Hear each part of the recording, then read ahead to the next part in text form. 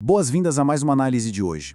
Vamos voltar no tempo para desvendar uma daquelas histórias reais de alto risco que, sinceramente, mais parecem um roteiro de cinema. Hoje, a nossa exploração de documentos históricos vai reconstruir um evento dramático que abalou a América do Sul no século XVIII, o brutal massacre dos Paiaguás, em Mato Grosso. Estamos falando de rios perigosos, riquezas inimagináveis e um choque cultural e territorial de proporções épicas. Para entender como a história se desenrola nos detalhes mais tensos, é só acompanhar como as peças desse quebra-cabeça monumental se encaixam.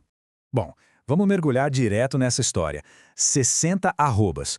Colocando isso em perspectiva, a gente está falando de quase 1 tonelada de ouro puro. Essa era a quantidade impressionante de riqueza pertencente à coroa e a vários exploradores que flutuava pelas águas de um rio super traiçoeiro no longínquo ano de 1730. Dá para imaginar a tensão de transportar uma fortuna dessas? É o equivalente a milhões de dólares hoje, bem no meio de um território vasto, selvagem e implacável. E é exatamente esse peso tanto literal quanto figurativo que nos leva direto para o coração do nosso evento histórico. E aí que surge uma pergunta inescapável na nossa mente. Afinal, o que aconteceu com o maior tesouro perdido dos rios brasileiros? Como é possível que uma fortuna tão gigantesca simplesmente desapareça nas águas turvas do Centro-Oeste? Essa história não é só sobre um evento trágico, mas é literalmente o prenúncio de um dos maiores roubos já registrados na história colonial. As peças já estavam no tabuleiro, o ouro já estava na água e o desastre, bom, era só uma questão de tempo. Capítulo 1. O perigoso Rio Paraguai. Essa era a principal e praticamente a única grande artéria fluvial que conectava as ricas minas de Cuiabá à distante cidade de São Paulo. Era uma rota colonial incrivelmente lucrativa, afinal, era por onde escoava o ouro que sustentava o empenho. Mas, ao mesmo tempo, era uma jornada extremamente traiçoeira em águas muito hostis, o trajeto mais perigoso de toda a colônia. A grande ilusão dos colonizadores era achar que, só por estarem navegando, estavam de alguma forma no controle da situação. A realidade era bem diferente: isolamento total, selva densa por todos os lados e um território imenso que eles de fato não dominavam. A viagem levava meses e a necessidade de vigilância constante consumia os nervos até dos sertanistas mais cascudos. Capítulo 2. Os temíveis índios Paiaguás. Isso ilustra perfeitamente uma dinâmica fascinante. Os relatos históricos descrevem os Paiaguás de uma forma super clara. Eles não eram apenas habitantes ali da região, eles eram os senhores absolutos do ambiente fluvial. Existia uma simetria tecnológica brutal nesse encontro. De um lado, a gente tinha as pesadas canoas de carga portuguesas. Elas eram lentas, superlotadas, difíceis de manobrar e afundavam bastante na água sob o peso do ouro. Do outro lado, as ágeis canoas dos Paiaguás. Construídas especificamente para aquele rio, elas eram leves, rápidas como flechas e totalmente adaptadas ao ambiente. Numa batalha naval, a força bruta europeia servia de muito pouco contra a manobrabilidade e o conhecimento superior do povo nativo. Além disso, a sofisticação do arsenal e dos utensílios indígenas era formidável. Os Paiaguás eram arqueiros de uma precisão simplesmente mortal. A proficiência que eles tinham com os arcos e flechas, conseguindo disparar a grandes distâncias a partir de embarcações em movimento constante, tornava qualquer confronto direto um risco fatal. Eles eram, sem dúvida, uma força militar extraordinariamente preparada, tanto para o ataque quanto para a defesa estratégica dos seus territórios. Capítulo 3. A Frota do Ouro. Vamos ver como essa tensão foi crescendo com o tempo. A presa dessa história era uma imensa expedição organizada e liderada pelo ouvidor Antônio Álvares Lanhas Peixoto. Em meados de maio de 1730, 19 canoas de carga transportavam aquelas 60 arrobas de ouro. Os homens desciam o rio fortemente armados, sentindo-se super protegidos pelo próprio tamanho da frota. E aí, depois de uns 20 dias de navegação relativamente tranquila, a frota chega à via principal do rio. E é nesse momento que acontece o erro fatal. Encantados com a abundância de pássaros na região, os homens deram vários tiros de caça. O barulho ecoou pela selva, revelando a posição exata da frota. No dia seguinte, por volta das 11 da manhã, a armadilha se fechou. Capítulo 4. A Grande Emboscada.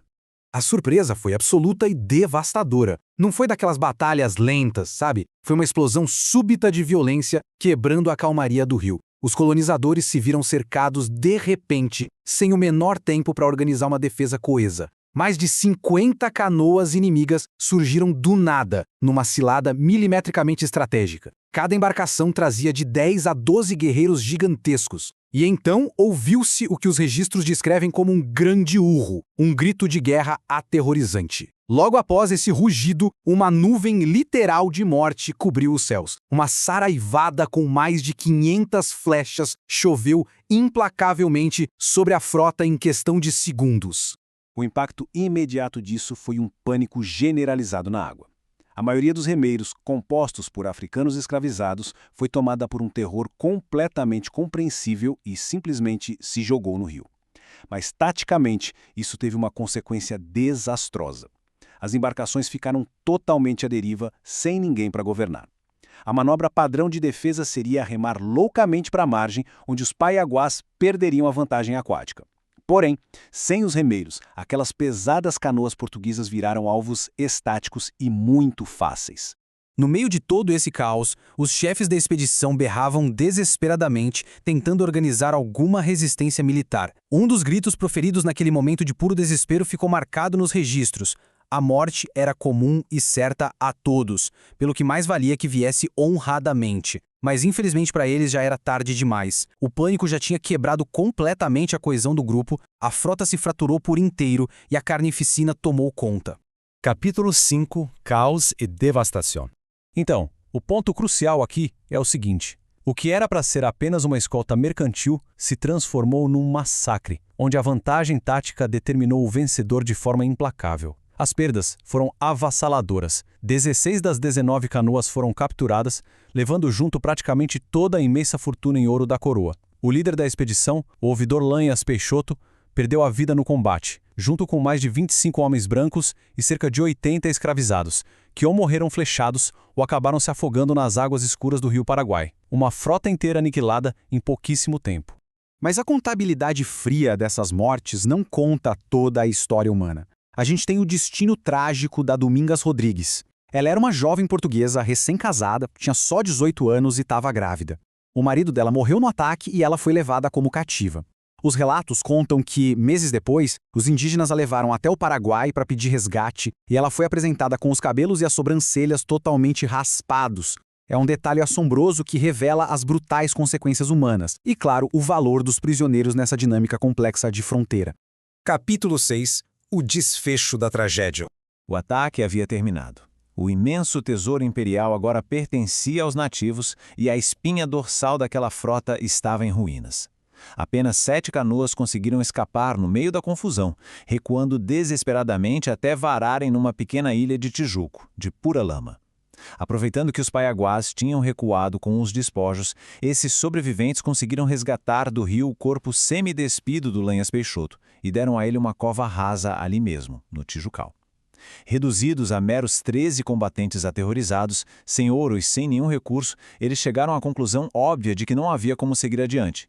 Então, retrocederam, completamente derrotados. O que nos deixa com uma reflexão profunda para o final, como esse embate brutal redefine o nosso entendimento sobre a riqueza, sobre a arrogância da expansão colonial e sobre a defesa territorial indígena. O massacre dos Paiaguás, em maio de 1730, não foi só um roubo de ouro ou uma emboscada qualquer. Foi uma demonstração irrefutável de que as vias de expansão coloniais encontravam resistências taticamente superiores e implacáveis. É um capítulo denso e muito dramático da história. Agradecemos a companhia nesta inversão de hoje, vamos continuar questionando o passado e até a próxima análise.